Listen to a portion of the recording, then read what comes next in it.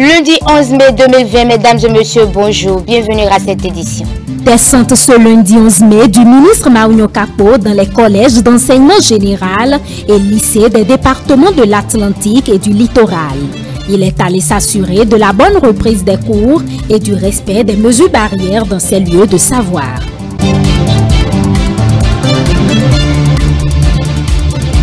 Ce dimanche, vous avez eu droit à votre émission hebdomadaire Le Décryptage. Le consultant politique Agapit Napoléon Maforican a donné sa lecture sur la hausse des cas testés positifs au Covid-19. Les détails dans cette édition.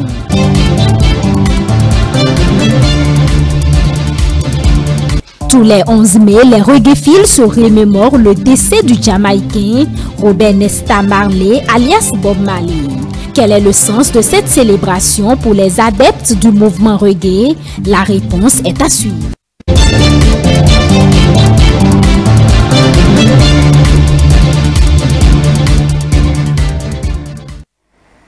Le ministre Mario Capo était dans la matinée de ce lundi dans les collèges d'enseignement général et lycées des départements de l'Atlantique et du littoral. Et il est allé s'assurer de la bonne reprise des cours et du respect des mesures barrières. Il était accompagné du préfet de l'Atlantique et d'une délégation de la direction départementale des enseignements secondaires, techniques et de la formation professionnelle. Suivez le reportage de Antonia Dossa et Edouard Capo.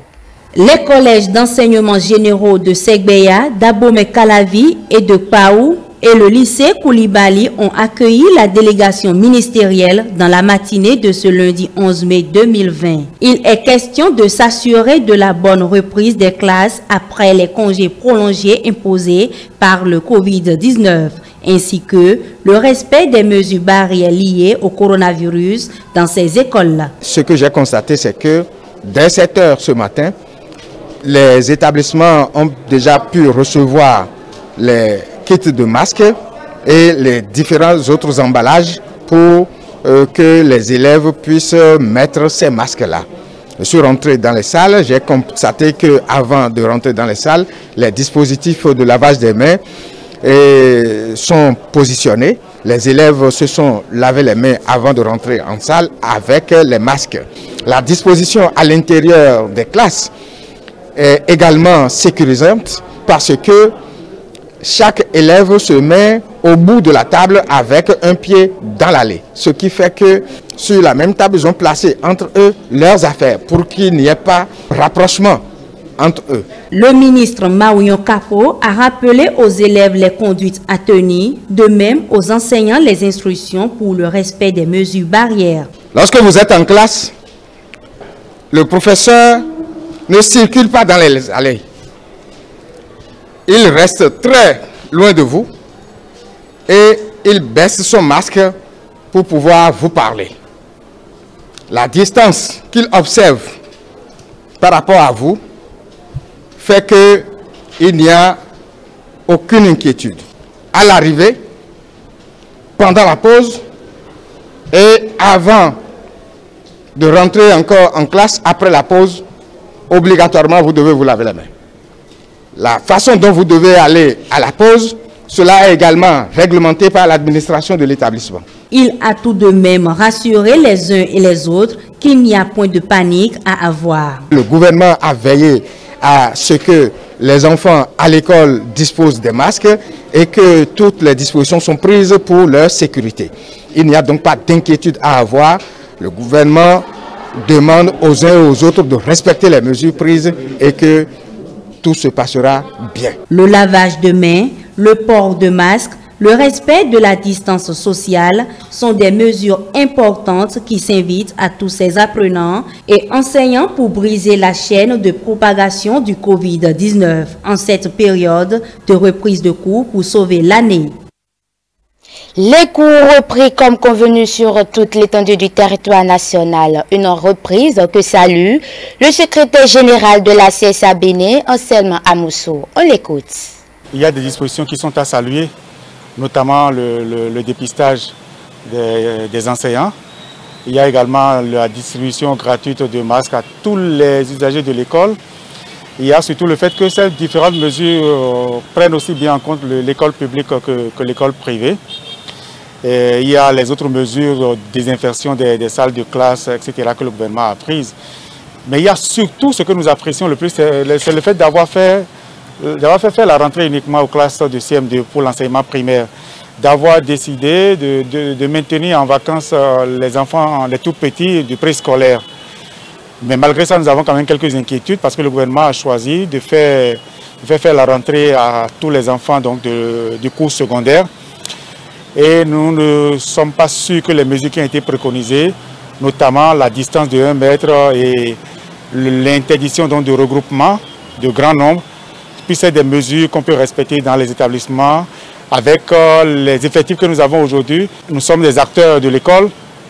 Nous avons joué notre partition en attirant l'attention du gouvernement sur un certain nombre de risques.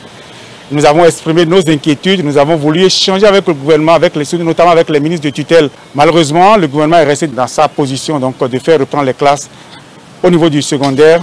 Ce qu'il reste aujourd'hui, c'est de demander aux chefs d'établissement, à tous les enseignants, d'être suffisamment intelligents, de comprendre que le plus important pour nous, même dans les conditions actuelles, c'est de tout faire pour garantir la sécurité et la santé de nos apprenants et de nos collègues et du personnel enseignant. Et dans ces conditions, chaque chef d'établissement, chaque enseignant doit trouver, avec ses propres intelligences, les mesures qui peuvent venir compléter les mesures du gouvernement. Les chefs d'établissement et les enseignants qui m'écoutent ont compris que nous devons absolument être inventifs pour prendre le relais du gouvernement dans nos écoles, dans nos établissements secondaires, dans nos classes, avec le leitmotiv que les enfants, nous devons absolument préserver leur santé.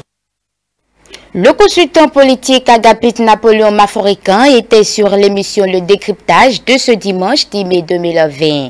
Le principal thème abordé avec Latifou Boni a été Covid-19, la hausse des chiffres, doit-on s'en inquiéter? Je vous invite à suivre le point avec Mathieu Boucan. Plusieurs sujets brûlants de l'actualité ont été abordés au cours de ce décryptage. Il s'agit entre autres de l'actualité relative au supposé cas d'harcèlement dans les entreprises de presse, de la hausse des chiffres liés à la pandémie du coronavirus, mais surtout de la reprise des classes après des semaines de congés anticipés liés à cette pandémie.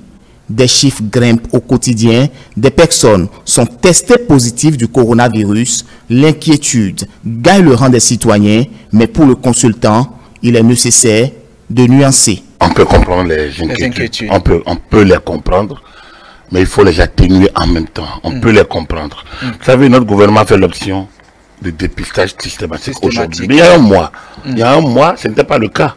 Il y a un mois, c'était les mises en quarantaine systématiques et les contrôles seulement sur ces mises en quarantaine. Donc, c'est ce qui entrait dans le pays. Si nous avions réussi, fin février, courant mars, à empêcher des cas à l'interne, on ne resterait pas aujourd'hui là où on est. C'est parce qu'il y a des gens qui ont pu entrer dans le pays et sans se signaler le premier cas, le deuxième cas, le troisième cas, les cas et les quatrième, cinquième cas, et ensuite le décès. Et donc, ces cas ont eu le temps de se communautariser. Revenant sur le doute qui plane en ce qui concerne la réouverture des établissements, Agapit Napoléon Maforican m'a-t-elle. Ce serait un gros pari risqué de s'enfermer et de ne jamais sortir. Ouais, les grands pays où ça a été confiné, ça déconfine. Pas parce que la situation est absolument meilleure, mais parce qu'il faut bien que la vie reprenne. Confiner, c'est de ne pas s'enfermer et ne pas ressortir. Non, c'est de maîtriser la chose. C'est fait. Et le gouvernement fermé a demandé que les enfants restent fermés. Mais c'est les lieux pléthoriques, ça. Là où il y a pléthore, c'est en maternelle. Donc, des classes de 80, de 110, de 105, de 95. C'est là. Je pense qu'il faut que les nôtres lisent un peu. Première chose. Il faut qu'ils lisent. Il faut qu'ils analysent un peu plus. Pourquoi mettre en œuvre l'analyse logique qu'on l'a appris? Et ensuite, il faut qu'ils appellent à faire confiance à ceux qu'on a mis en place. Franchement, il ne faut pas que les chiffres nous fassent peur. Il faut qu'au niveau de chaque école, les mesures soient prises. Au niveau de chaque famille, que l'encadrement des enfants se fasse très bien. Que les enfants soient bien coachés par rapport à la situation. Il n'y a pas péril à la demeure. L'espoir est toujours permis si les mesures barrières sont respectées a conclu le consultant politique.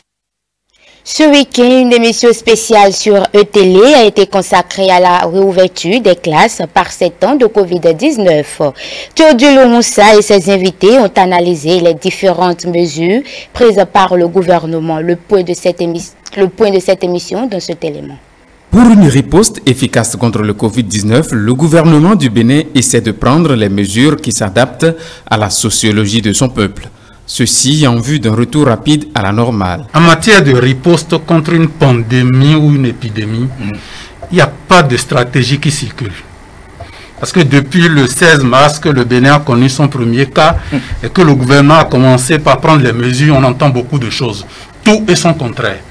Le virus a circulé de Wuhan jusqu'à nos contrées, mais les stratégies en matière de riposte ne peuvent pas circuler. On les adapte. On les contextualise. Dans cet environnement de Covid-19 où les classes s'ouvrent à nouveau à leurs occupants, les géniteurs ont un rôle important dont ils ne doivent se soustraire. D'accord. On dit souvent que le parent doit être un abri pour son enfant. Abri A en tant qu'autorité, d'accord. B en tant que berger, entre griffes. R en tant que responsable et I en tant que instructeur. Mais si le parent aborde ces 4 éléments-là et se met dans une peau de responsable véritablement, il doit pouvoir accompagner, instruire les enfants pour que les enfants puissent aller à l'école et respecter les mesures barrières pour que la transmission ne se fasse pas en milieu scolaire. Une guerre contre le Covid-19 et le Bénin semble avoir les armes les plus efficaces. Cordon sanitaire et reprise des cours avec un calendrier réaménagé. Personne ne peut se prévaloir d'avoir la solution miracle pour gérer cette pandémie. Mais aujourd'hui, prenons les mesures qui ont été annoncées par le gouvernement. Nous avons des classes à effectifs pléthoriques. Donc si moi, en tant que chef d'établissement, j'ai un CM2 de 50 élèves, où je ne peux pas faire respecter les mesures préconisées par le même gouvernement, les mesures de distanciation, les mesures de regroupement, je vais dédoubler mon CM2. Je peux en faire 3 classes séparées. Oui. Parce que les autres classes sont libres, les enfants sont restés à la maison. Donc une mesure que nous applaudissons, qui est vraiment dans la logique de rassurer les uns et les autres et de préserver la sécurité des enfants. Dans la mise en pratique des mesures de riposte contre cette pandémie, apprenants, enseignants, parents et gouvernements se doivent de fédérer les énergies. Jessica Gaba, sociologue, et Aïcha Moussa Massademi, présidente de la Commission nationale des femmes de la cause Bénin, étaient les invitées sur l'émission spéciale de ce dimanche 10 mai 2020. Elles ont partagé leurs expériences avec les téléspectateurs sur la question du harcèlement sexuel en milieu professionnel. Suivez le compte-rendu avec Romaric Tossa. La conception du harcèlement dépend d'une société à une autre. Ainsi, la façon de s'habiller ne peut traduire d'éventuelles tentatives du harcèlement. Sous d'autres cieux, elle est une culture ou une manière de se comporter. C'est ce qu'affirment ses invités sur cette émission spéciale de ce dimanche 10 mai 2020. Si on peut se considérer que je suis un éducateur, je suis le grand frère, je suis le père de cette fille, de cette dame, je suis quand même quelqu'un qui peut lui apporter une éducation. Sa manière d'habiller, de s'habiller, peut ne pas avoir d'impact sur ma personne. Moi, il y a aussi une grosse question d'éducation parce que si, en grandissant, le monsieur ou bien la dame dans sa tête, elle a assimilé certains types de vêtements à quelque chose, vous comprenez que lorsqu'elle se retrouve en entreprise, tout ce qu'elle a eu à expérimenter vont faire d'elle le produit qu'elle devient en étant adulte. Il ne faut pas avoir la présomption de se dire non, mais normalement cette personne doit pouvoir se contenir. Non, vous ne savez pas d'où il vient. Est-ce que quand il était petit, il a été exposé à peut-être de la pornographie? Est-ce qu'il a été exposé à certaines choses qui le prédisposent à sauter, bondir dès qu'il voit une jupe passer? Le harcèlement n'est pas sans conséquence sur l'image des acteurs qui y concourent. Selon les invités, il impacte également les rendements au sein des entreprises. Vous voyez bien que quand un fait comme ça est montré au grand public, un père de famille peut-être avec des enfants, votre image est entachée, l'image de votre entreprise, de votre famille, ça fait les choux gras de la presse. Il y a tellement de cas comme ça. C'est des choses qui peuvent vous rattraper. Lorsque vous avez un travailleur qui perd la confiance en soi, tout de suite ça a des répercussions sur l'entreprise, d'autant plus que il devient agressif.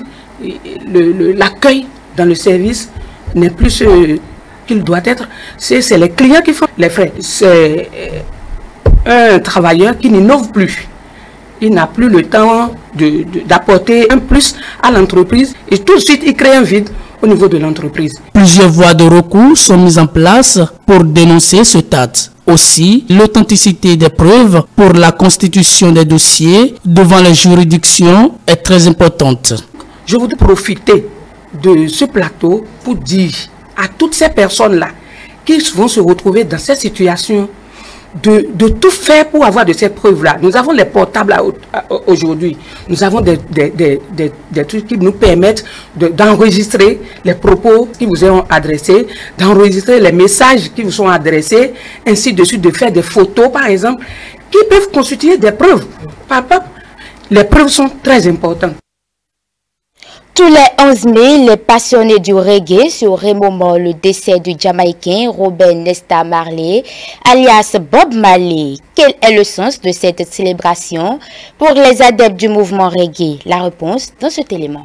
Selon la croyance des Dja, le mouvement reggae est toujours présent dans les esprits, un mouvement qui a pour vision de faire régner entre autres la paix, la justice parmi les humains. Pour nous, en tant que Rastafari, le 11 mai est un moment de recueillement, est un moment d'échange. Mais c'est le monde qui, d'une certaine façon, c'est l'ensemble de la jeunesse du monde qui nous a imposé le 11 mai. Nous, Rastafari, le jour où nous célébrons Bob Marley, c'est le 6 février. Vous voyez? Parce que c'est le 6 février qu'il est né. Mais l'ensemble de la planète, le 11 mai, se souvient. Alors aujourd'hui, nous acceptons cela en nous disant que finalement, ce qu'on célèbre le 11 mai, c'est l'immortalité de Bob Marley. Loin d'être une festivité, le 11 mai est une date plutôt symbolique pour la communauté Dja Rastafari. Un moment d'élévation, de recueillement et de prière à l'endroit du messager Bob Nesta Marley. Le reggae est là. Et au niveau de l'Afrique, il faut reconnaître que c'est maintenant qu'on commence à lui donner son importance.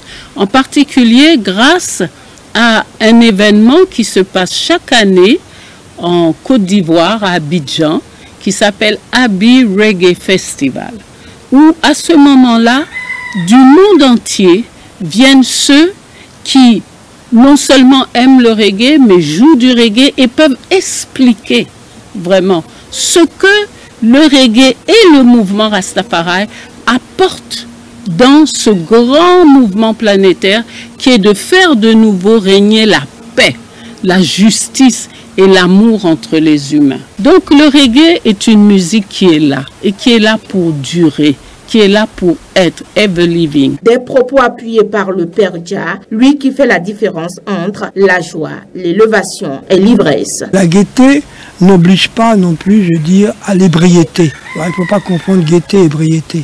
On peut être gai, on peut être joyeux sans être ivre. C'est ça qu'on dit. L'ivresse, non. On dit la jeunesse, non, pas d'ivresse, mais qu'elle soit joyeuse, qu'elle soit contente, qu'elle célèbre vraiment, eh bien, dans la joie, l'amour et l'harmonie, eh bien, ce 11 mai, nous la comprenons et nous l'accompagnons, mais nous disons que nous sommes profondément dans la méditation, dans la prière pour que ce message eh bien, puisse nous emmener tous à réussir la mission qui nous a été confiée.